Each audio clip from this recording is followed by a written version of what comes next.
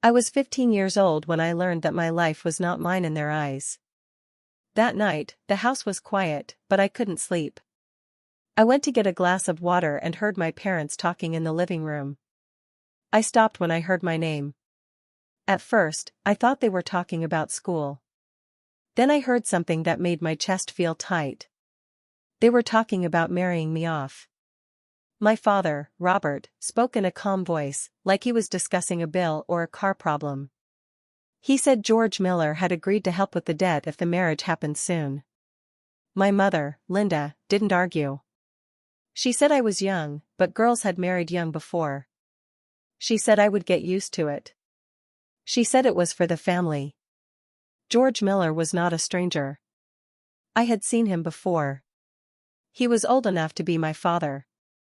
I remembered the way he looked at me, like I was something he already owned. Hearing his name connected to my future made my stomach turn. I stood there, frozen. I wanted to believe I misunderstood. I wanted to believe my parents would never do this to me. But they kept talking, planning dates, talking about money, talking about me like I wasn't a person. Not once did they ask what I wanted. Not once did they sound unsure. I went back to my room quietly and closed the door. My hands were shaking. I sat on my bed and tried not to cry out loud.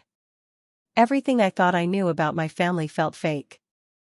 These were the people who told me they loved me, who told me to trust them. Now I understood that their love had limits. Later that night, I walked back into the living room. My voice was small, but I asked them if it was true. They looked surprised, then annoyed. My father told me to calm down. My mother said I was too young to understand adult problems. When I said I didn't want this, they told me I didn't have a choice. That was the moment I stopped feeling like a child. I realized begging would not save me. Crying would not change their minds. The people who were supposed to protect me were the same people putting me in danger. I went back to my room again, but this time I didn't feel confused. I felt clear. I told myself I would remember everything. Every word. Every plan. I would not forget how easily they decided my future without me. That night, something inside me changed. I lost my innocence, but I gained something else. I gained resolve. They thought I was powerless. They thought I would obey. They had no idea that the quiet girl in the next room had just made a decision of her own. The next day, I couldn't keep quiet anymore. My chest felt heavy, and every time I looked at my parents, I felt sick. I waited until my father came home from work and my mother finished making dinner. Then I told them I knew everything. I asked them how they could even think about doing this to me. I expected them to panic or deny it. I expected anger, maybe even fear. What I didn't expect was how calm they were. My father said it was how things were done sometimes. He used the word tradition, like that one word was supposed to make everything okay. My mother said families had to make sacrifices, and this was mine. She said they had raised me, fed me, and protected me, and now it was my turn to help the family. Listening to her felt like being pushed underwater. I told them I was scared. I told them I didn't want to marry someone I didn't love, someone much older than me. My mother sighed and said love grows later. My father said fear was normal and would pass. They talked to me like I was being dramatic, like my feelings were a problem that needed fixing. Then they called my Aunt Susan. Aunt Susan had always been my favorite. She was the one I ran to when my parents were strict. She used to say I could talk to her about anything. When she arrived, I felt a small sense of relief. I thought she would protect me. Instead, she sat next to my mother and held her hand. Susan told me my parents were doing what they thought was best. She said George was stable and respected. She said I was lucky. When I looked at her, hoping she would see how scared I was, she smiled softly and told me everything would be fine. That smile hurt more than my parents' words. I asked her how she could agree with this. She said I was young and emotional. She said one day I would understand. Then she started talking about plans, about timing, about how things should be handled quietly. That was when I realized she wasn't just agreeing, she was helping. Something inside me shut down. I stopped arguing. I stopped crying. I saw them all clearly for the first time. They weren't confused or pressured. They were choosing this. They were choosing money, comfort, and peace over me. The betrayal didn't come with shouting or cruelty. It came with calm voices, gentle words, and reassuring smiles. That made it worse. When I went back to my room, I felt numb. The people I trusted most had made a deal about my life, and they were proud of it. I understood then that betrayal doesn't always look like anger. Sometimes it looks like family sitting together, agreeing that your future is something they can trade away. After that day, I knew I couldn't stay. Every corner of the house felt unsafe. I packed a small bag late at night and waited until everything was quiet. My heart was pounding as I opened the front door. I didn't have a plan. I just knew I had to leave. I didn't make it far. My father caught me before I reached the end of the street. He didn't yell. That scared me more. He took my bag, walked me back inside, and locked my bedroom door from the outside. My phone was taken away. The window was nailed shut the next morning. They said it was for my own good. Days passed slowly. Meals were left outside my door. Conversations happened without me. I felt invisible, like I had already been given away. I cried quietly at night, careful not to let anyone hear. I started to understand how trapped I really was. School was the only place they still allowed me to go. They watched me closely, but they needed me to act normal. That's when I noticed Mrs. Brooks, my school counselor, looking at me differently. She asked if I was okay. I said yes. She asked again another day. I said yes again. On the third time, I broke. I didn't plan it. The words just came out. I told her I was scared to go home. I told her about the locked door, the plans being made without me, the fear that followed me everywhere. My hands were shaking as I spoke. I was terrified she wouldn't believe me. She did. Mrs. Brooks didn't rush me. She didn't panic. She listened. She asked careful questions and took notes. She told me I did the right thing by speaking up. For the first time in weeks, I felt like someone saw me. Things started happening quietly after that. I wasn't told much, but I noticed changes. Meetings happened that I wasn't part of.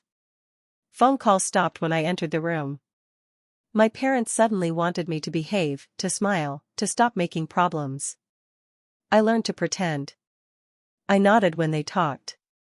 I followed instructions. I acted calm and obedient. Inside, I was counting every day. Pretending was exhausting, but it kept me safe. I understood that one wrong move could make things worse. At school, Mrs. Brooks checked on me often. She never pushed. She never promised things she couldn't control. She just stayed steady. That steadiness mattered more than words. At home, the pressure increased. They reminded me to be grateful. They warned me not to embarrass the family. I listened quietly and stored everything in my memory. I learned that pretending could be dangerous, but it could also buy time. I didn't feel brave. I felt scared all the time. But I kept going. I showed up. I stayed quiet. And I trusted the one person who had chosen to help me when everyone else chose to look away. After that, my parents started taking me to more family gatherings. They said it was time for me to learn how to behave like a future wife. I was told what to wear, how to sit, when to smile, and when to stay quiet. People looked at me like I was already promised. No one asked if I was okay. I went because I had no choice. At these gatherings, George was always there. He spoke about plans like they were already decided. He talked about houses, money, and timing. My parents listened carefully, nodding along. Sometimes other relatives joined in, discussing things that made my skin crawl. They spoke around me, not to me. I kept my head down and did what I was told. At school, Mrs. Brooks helped me understand what to pay attention to. She told me to remember details. Dates. Names. Words that mattered. I didn't write anything down where it could be found. I just listened carefully and stored everything in my head. I learned how much money was involved, who was helping, and how serious the plans really were. At home, my parents became more relaxed. They thought I had given up. My mother smiled more, like the problem had been solved. My father stopped checking my door at night. They talked freely in front of me, careless in a way that only happens when people think they've won. I let them believe it. I smiled when told. I answered politely. I didn't argue anymore. Inside, I felt like I was disappearing, but I reminded myself why I was doing this. Every quiet moment bought me time. Every obedient act made them less alert. The hardest part was pretending I wasn't scared. I was scared all the time. I was scared of saying the wrong thing. I was scared of being found out. I was scared of how close everything felt. But I learned to control my face, my voice, my reactions. Patience became my shield. At the gatherings, I noticed how deals were discussed without care. People talked about me like a solution to a problem. I learned who was involved and who stayed silent. I learned who smiled and who looked away. Those details mattered. Sometimes my mother would ask if I was happy. I would say yes. She would look relieved, like she needed that answer more than the truth. My father started trusting me again. He said I was finally being sensible. They didn't see what was really happening. They thought obedience meant surrender. They didn't understand that I was watching, listening, and waiting. I was learning how powerful patience could be. Not the kind that gives up, but the kind that survives. Each gathering taught me something new. Each careless word brought me closer to the truth. They believed my spirit was broken. In reality, it was sharpening. I wasn't planning revenge out of anger. I was planning it out of survival. And I was learning that the quietest path could lead to the strongest outcome. It happened faster than I expected. One evening, just days before everything was supposed to be finalized, there was a knock on the door. My parents were confused at first, then tense. Voices filled the house. I stayed in my room until someone gently asked me to come out. There were people I had never seen before. They spoke calmly and asked me simple questions. My parents tried to answer for me, but they were told to stop. For the first time, someone wanted to hear my voice without correcting it. I was taken out of the house that night. My mother cried as I walked past her, but her tears felt empty. She kept saying everything was ruined. My father looked angry, not worried. He argued about misunderstandings and timing. No one asked if I was scared. No one hugged me goodbye. As I was led away, I understood something clearly. They weren't crying because they were losing me. They were crying because the plan was falling apart. I was placed somewhere unfamiliar. The room was small, clean, and quiet. I sat on the bed and waited for fear to hit me, but instead I felt a strange calm. I was finally out. I was alone, but I was safe. That calm didn't last long. Within days, stories started spreading. Relatives called, not to check on me, but to accuse me. They said I was dramatic. They said I caused trouble for attention. Some said I lied. Others said I was disrespectful and ungrateful. The same people who watched everything stay silent now acted shocked. I had no one to defend me. The place I stayed felt temporary, like I didn't belong anywhere. Nights were the hardest. I missed familiar sounds, even bad ones. I wondered if I had done the right thing. Doubt crept in quietly, late at night, when there was no one to talk to. But then I remembered the locked door. The calm voices. The smiles. The plans made without me. That memory steadied me. I learned quickly that survival didn't always come with comfort. Sometimes it came with silence and empty rooms. Sometimes it meant standing alone while others chose easier lies.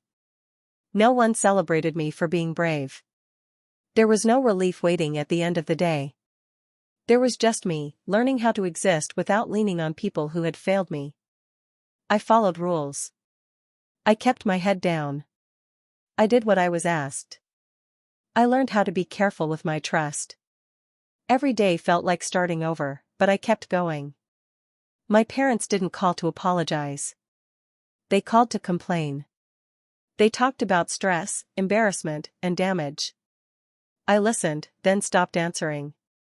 That was the night everything truly collapsed, not just their plans, but the idea that family would save me. What remained was something harder and stronger. I had myself. And for the first time, that was enough. Time moved forward whether I was ready or not. I focused on school because it was the one thing I could control. I studied when I didn't feel like it. I stayed late when others went home. I learned to measure my days by effort, not feelings. At some point, I changed my last name. It wasn't dramatic. It was quiet and legal. I didn't want to carry something that reminded me of choices I never made. With the new name came a small sense of space, like I could breathe without looking over my shoulder. I worked through school with one clear rule for myself: don't look back. I didn't forget what happened. I just stopped letting it speak every time I made a decision. When memories came, I acknowledged them and returned to my work. Discipline became my comfort. I didn't have much, but I had structure. I planned my weeks carefully. I saved money. I avoided chaos. I chose calm over comfort. Independence wasn't exciting, but it was steady, and steady felt safe. From a distance, I heard what was happening back home. Investigations had consequences. People who once smiled stopped calling. Financial help dried up. Doors closed quietly. The same family members who talked about tradition now avoided questions. I didn't celebrate it. I simply noted it and moved on. I kept my life small on purpose. No drama. No unnecessary connections. I learned that peace had value. I learned how to say no without explaining myself. I learned that control didn't mean power over others, it meant power over my own choices. There were moments when anger tried to return. It showed up when I was tired or lonely. Instead of pushing it away, I used it as fuel. I reminded myself why I worked so hard. I reminded myself what it cost to stay silent back then. I graduated. I kept going. Each step forward felt earned. I didn't reach out to my parents. They didn't reach out to understand.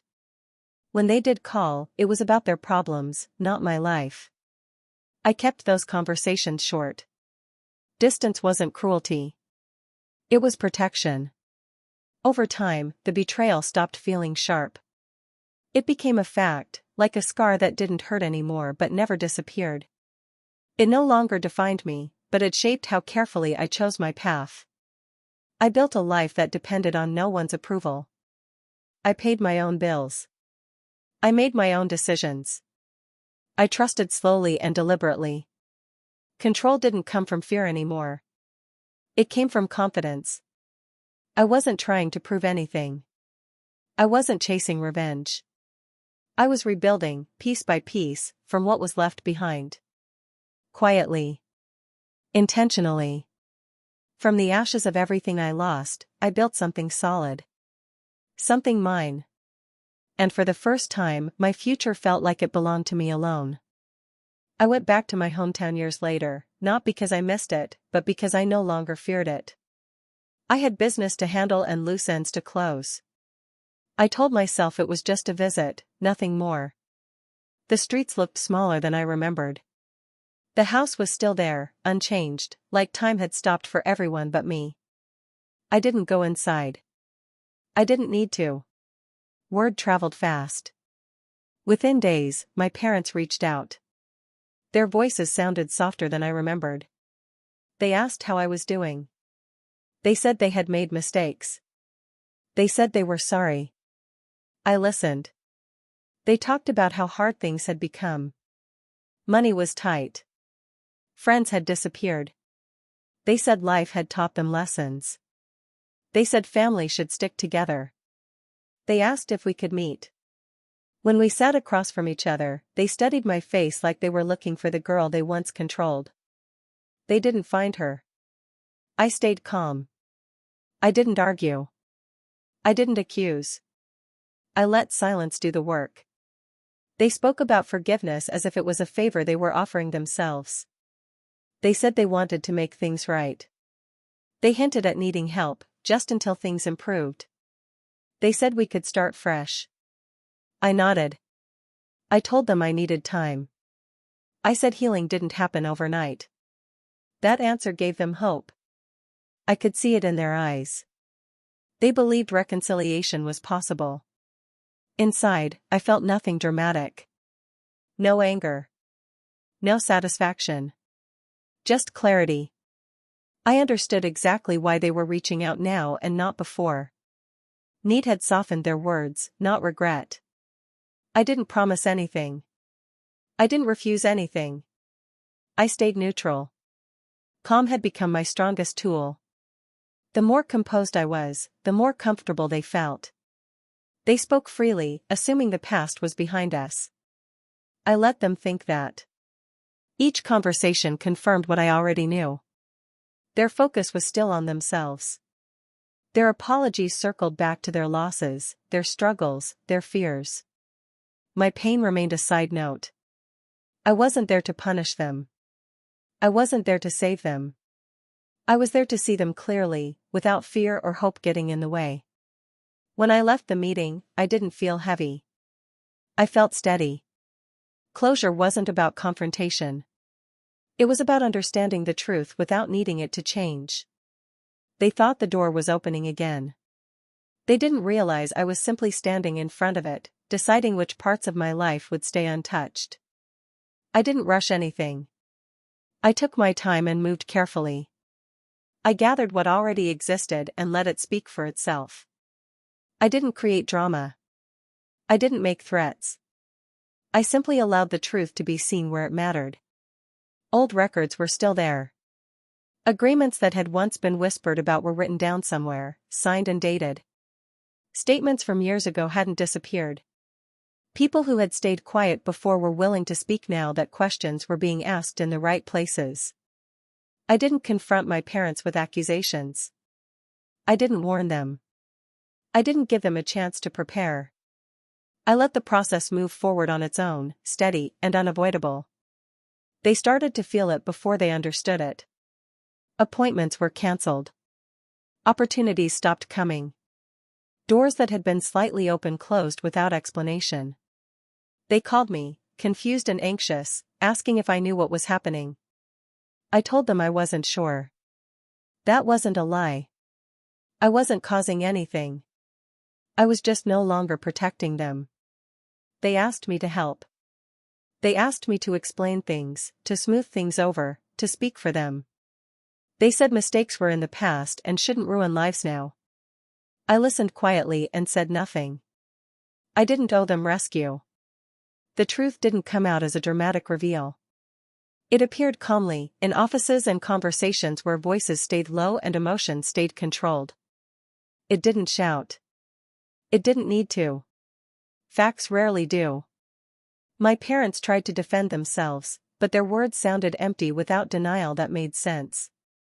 Excuses didn't hold weight anymore. Sympathy was limited.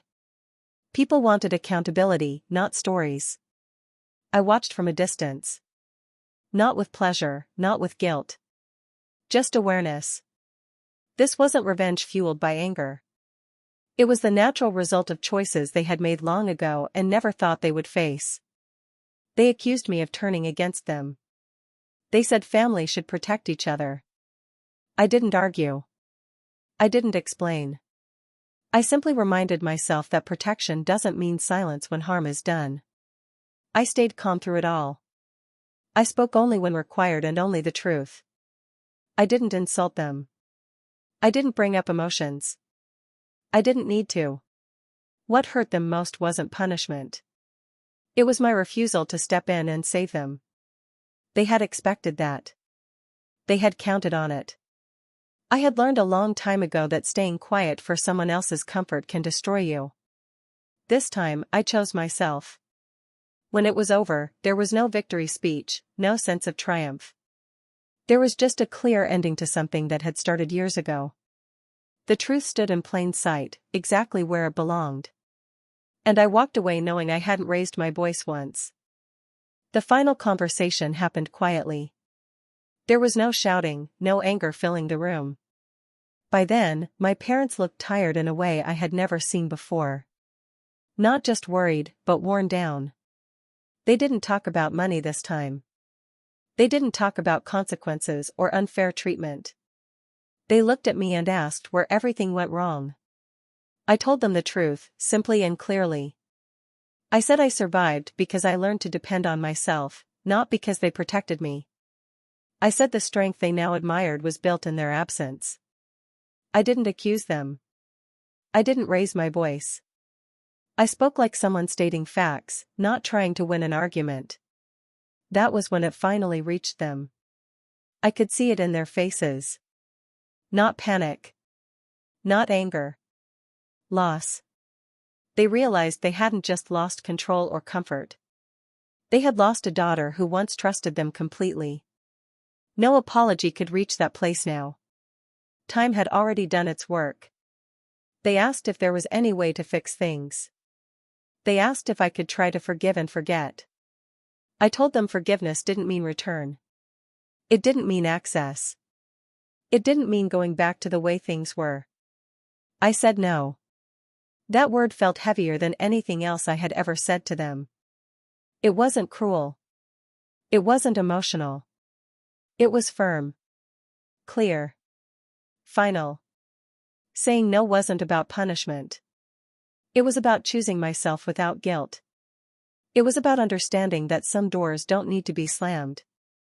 They just need to stay closed. They tried to remind me of the past in softer ways. Childhood memories. Better moments. I listened, but I didn't let those moments erase the truth. Good memories don't cancel harm. When I stood up to leave, there was no dramatic ending. No tears from me. No relief. Just a sense of completion. I wished them well without promising anything. I didn't take responsibility for their healing. I didn't offer hope I couldn't give. Walking away wasn't easy, but it was right. My revenge wasn't destruction or humiliation. It wasn't watching them suffer. It was refusal. Refusal to return, refusal to fix what I didn't break, refusal to carry guilt that wasn't mine. In that moment, I understood how powerful a calm no can be. I left knowing I had chosen my peace over their comfort. And that choice changed everything. Life became quieter after that. Not empty, just steady. I built my days around safety and choice, two things I once had none of. I decided where I lived, how I spent my time, and who I allowed close. Every small decision reminded me that my life was finally my own. I stopped waiting for the past to hurt less. Instead, I focused on what made me feel grounded. Mornings became something I looked forward to. Work felt purposeful. I surrounded myself with people who respected my boundaries without needing explanations. I understood then that fate didn't rescue me in a dramatic way. It didn't arrive loudly or suddenly. It showed up as strength I didn't know I had. It showed up in every choice I made to protect myself when no one else did. I didn't think about my parents often. When I did, there was no anger. Just distance. Whatever regret they carried belonged to them. I didn't need closure from their remorse. I had already built something stronger. My life wasn't perfect, but it was honest. I trusted myself. I listened to my instincts. I no longer ignored discomfort to keep peace. That alone changed everything. There was dignity in how I lived. Not because of success or recognition, but because I knew my worth. I knew what I would never accept again. I knew how far I had come. Sometimes I thought about the girl I used to be. Scared. Quiet.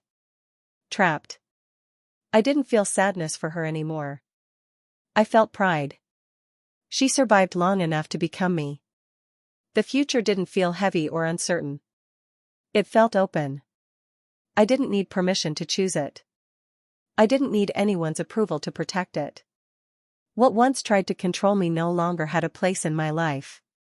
I wasn't owned by fear, tradition, or expectations. I was free in the truest sense. Fate kept its promise, but not by changing the world around me. It changed me. It gave me the courage to stand firm, the patience to wait, and the strength to walk away. I moved forward without looking back, not because the past didn't matter, but because it no longer had power over me. I was unowned. I was unbreakable.